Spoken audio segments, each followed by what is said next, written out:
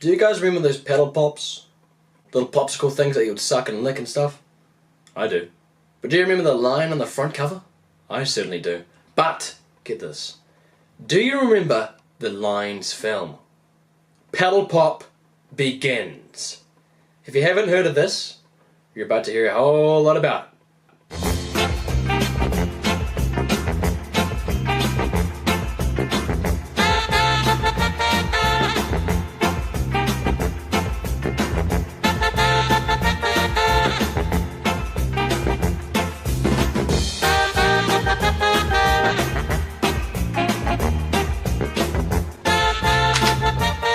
Despicable.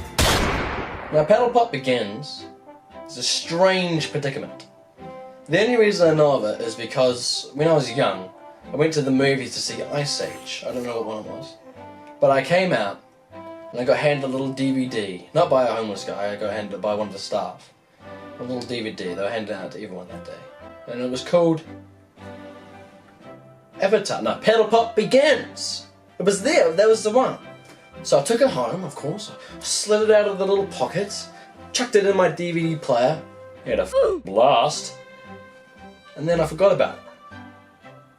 Until today. The time now is 14/08/2018, 5 years later from when I first saw this film, and I'm about to watch it again and love it.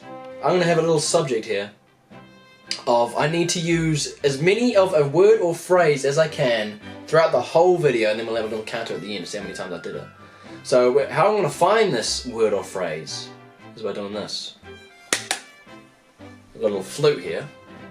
I'm going to play this, and then hopefully something's going to come up and give me a little word or phrase. So peep. The word or phrase is get this. Okay, so get this. We're going to be talking about the Pedal Pop film by starting off with the plot. So let's try and remember the plot, yeah? Okay, so here we go. I'm going to explain it like I know what I'm talking about. The beginning scene.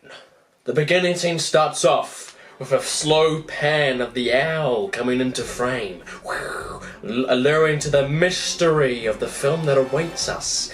A foot hits a tree branch and heads across the trees like a flying lion, because it is a flying lion. And then it cuts a monkey trying to reach for a mango of some kind, or a fruit. The lion comes and helps it because the monkey, get this right, grabs the fruit and falls down. Whoa. Now, the lion swings down on a vine like George of the Jungle, saves the monkey, right? Get this. Just as he's about to hit the ground. Whoa. But then, it cuts, right? The monkey's like, hey, I'll see you at the race today. And then it cuts back to a large audience of lions and different kinds of animals. No lions, because he's the only lion in the jungle. He's the king. But then it cuts and there's all these other animals watching a race. Now this race consists of the lion and a piece of wood, a stick. Woo! It's going to be a good battle. So this bear, right, throws the stick. And okay, I've been too in depth. Okay, let's narrow it down a bit. Get this. It is revealed that the world has been taken over by some kind of evil. Get that.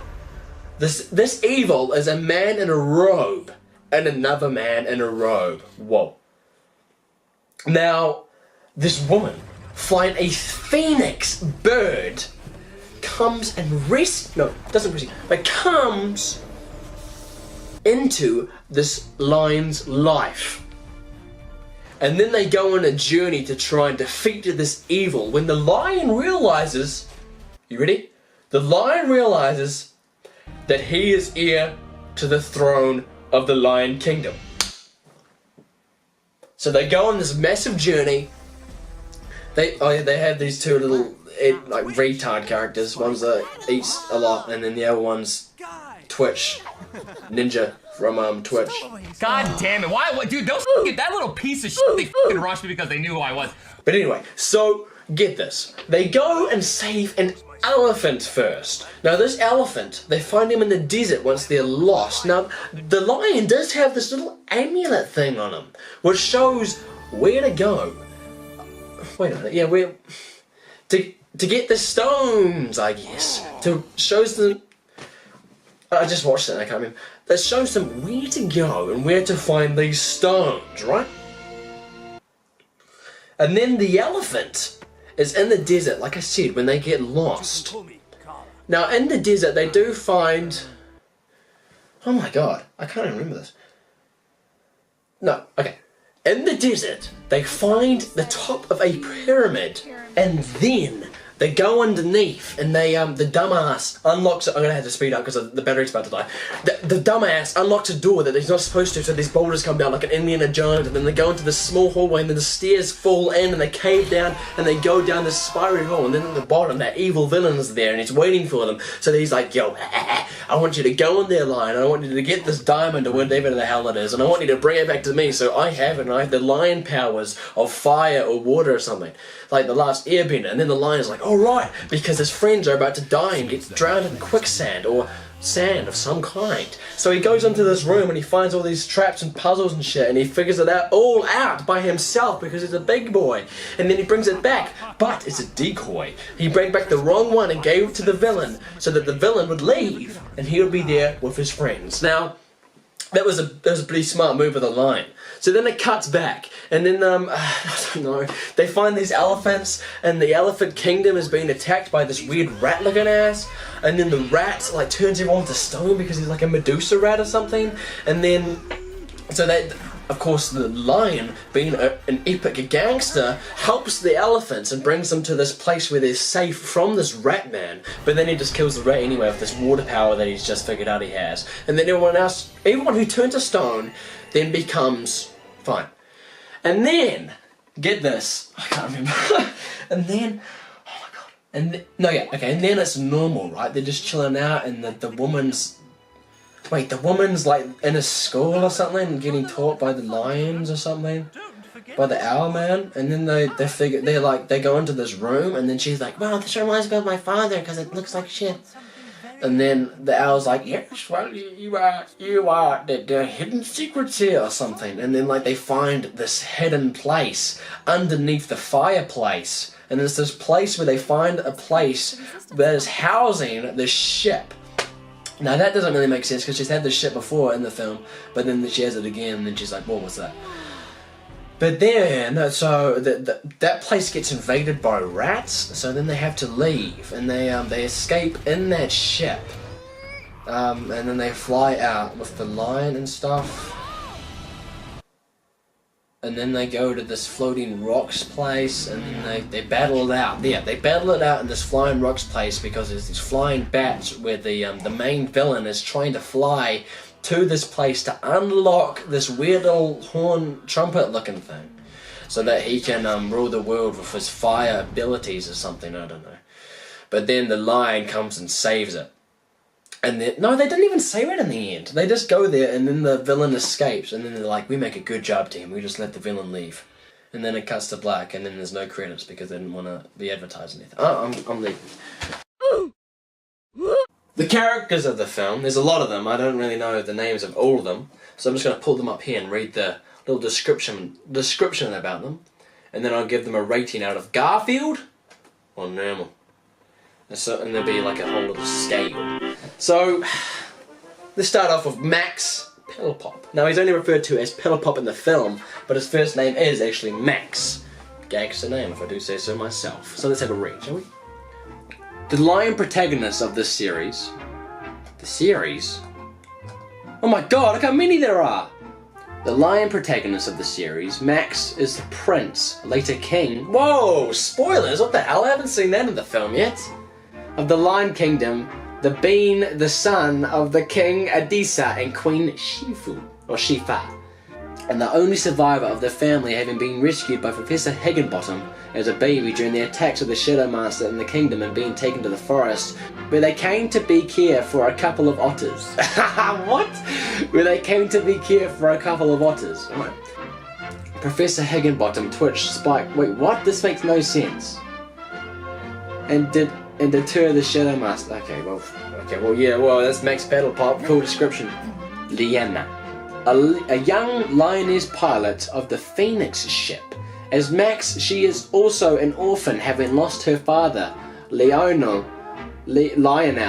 clever name, as a child by the army of the Shadow Master, going to be cared for by Professor Higginbottom in a hidden underground city. She helps Max on his journey in search of crystals, lying carrying him and his friends on his ship.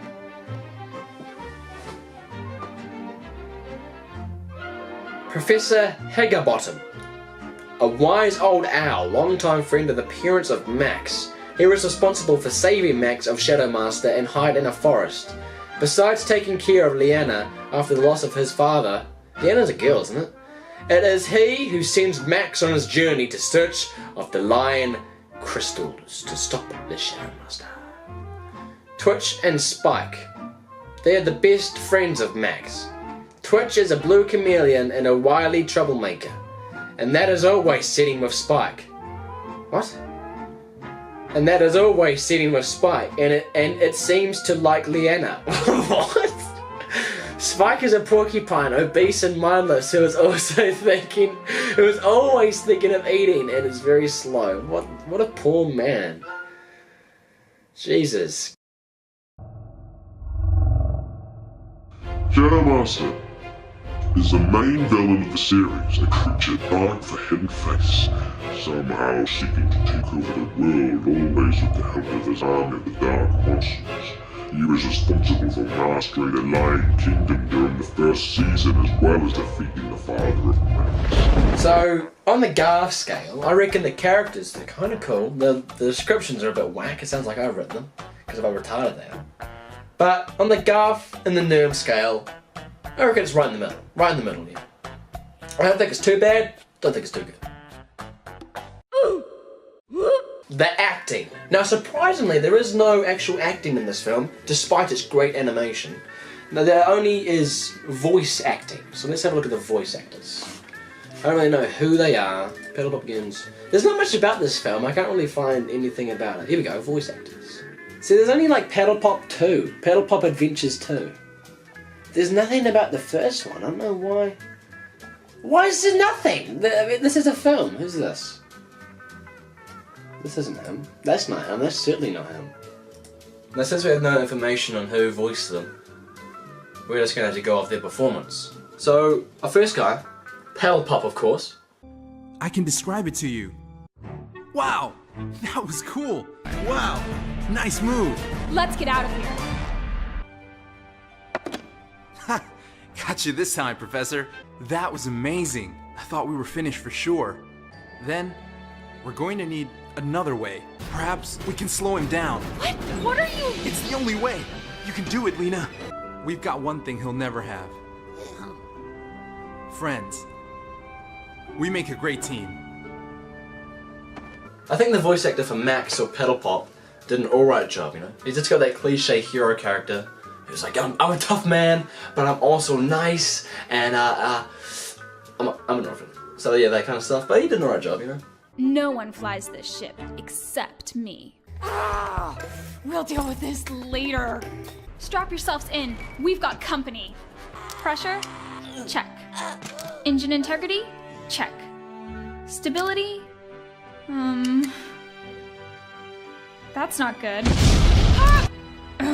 Born to Shadow Master. But that has always been believed to be a myth. Let's get out of here. I think she did an alright job, you know. Cliche, I'm a woman and I know what I'm doing, and I don't need men to tell me what to do. That kind of stuff. She did an alright job before she's given. Professor Higginbottom. Oh, yes. An excellent move, Your Majesty. If it wasn't exactly what I wanted you to do. But... Well, with the desert winds, the sand never stops moving. Perhaps the temple has simply been buried under the sand. Lena, try to reach the Elephant Kingdom. We can stop there. Good. Twitch, Spike, don't touch anything. Oh my, this is a disaster. Same thing. I think he did an alright job of his character. I don't know if he's putting on a voice or not. Maybe that is just his normal voice, but hey, we don't know because we have no information. Twitch. I made this for you. You like it? You like it? Oh. Well, as much as I would really love to help you, I think someone should really stay with Lena. To help repair the ship, of course. I think Twitch's voice actor did a pretty good job. You know, he's kind of like that. I'm gonna play Frank on Max, and then I'm gonna freak out, and then I'm gonna do something cool. And then we got Spike, which is just like the backboard for Twitch to talk to. I think she likes it. I told you she would love it. Sorry, Lena. I'm just so hungry. So it's one each. And we all made it out in one piece. And we can't forget about the damn Shadow Master, the best character in the whole damn film. Hello, Paddle Pop. Look who's come. You? Again? The crystal of lion sense is mine. Oh, good kitty. On the Garth scale, you know what, that's close to Garth. You know, the characters, meh, but the voice actors, they embrace those meh characters. The animation. Woo! Now the animation's pretty ass, to be honest. Let's have a look at what other films came out in the same year, which was, I think, 2011. Let's have a peep. Oh my god, this has no chance. It's going up against Kung Fu Panda 2, good film, Rio, Puss in Boots, Arthur Christmas, Romeo and Juliet, we can skip that one, Cars 2, Happy Feet 2, Winnie the Pooh, The Rabbi's Cat, Wrinkles, A Monster in Paris, The Top Cat, the movie, Freddy Frogface, Tales of the Night, Green Lantern, Phineas and Ferb the movie, you can't beat that, Tom and Jerry, oh you can't beat that. Anyway, there's a lot, look how many films it has to put up against. If I was able to see what the budget was for Paddle Pop, then I would be like, okay, well maybe it's not that, it hasn't got that big of a budget, so maybe I'll let it off. But there's nothing saying what kind of budget it had, or what kind of, like, nothing, there's nothing about it. So on the Garth to the Nerm scale, that is a strong Nerm. That's a full-on Nerm. That's like 100% Nerm. I mean, they were giving it up for free. It wasn't even in the cinema. They were just like, here you go, just take this shitty film. I have to say, I was being very harsh there for some reason. There is actually some great animation throughout the thing. For instance, when they're flying around in the clouds, battling against those bats, that animation is pretty good. Sure, there is some bad animation here and there, but the main characters' animations are very good. That fur on the owl, I mean, it's pretty good for 2011. And some of the animation for how they move around and such. So I think I'm going to take that score on the Garth scale and move it up a bit. Maybe just above the middle section. There were heaps of scenes where it's just a repeat of another film. I'm going to be playing quite a big compilation here, so sit back and grab some popcorn or something, but there's a lot of them.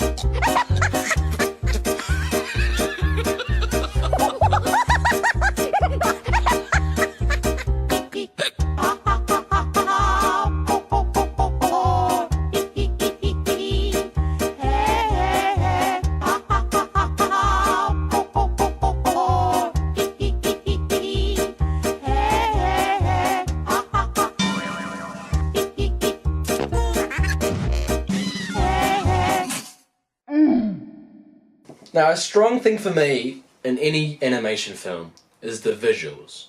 Are the visuals cool? I think the only scene that I was really like, that's kind of cool, is when they go into that big temple underneath the pyramid. And they just kind of look around, it's got some cool colours and stuff. I think that was a cool scene. But everything else, oh actually, maybe that scene, you know, how there's all that mist. And that we don't know because I haven't seen it, but if you have seen it, you can just watch it on YouTube. I'll put a link in the description, you can watch it right now. But there's like that mist. That's kind of cool. And they like walk in and they're like, what's that? It's almost like the mist is just disappearing in front of us. And then like the elephants are like frozen in stone. And then they go up to them and they're trying to like talk to them and they're not responding. And there's that little child there. That kind of stuff. That was kind of cool. And how like, yes, and how like the rat's hidden in the mist. So yeah, on the Garth to Nerve scale, I'd give it a little bit in between Garth and Nerve. Not in the middle. Leaning a little bit towards the Nerve side. A little bit more. Yeah, that's where it should be. In conclusion, this film, it's a meh. You know, I'm not, I mean, it's a film for children, yeah? I'm just watching it because of nostalgia. Anyway, if I were to rate this film out of 100 Shaggies and 100 Scrappy Doos, I'd rate it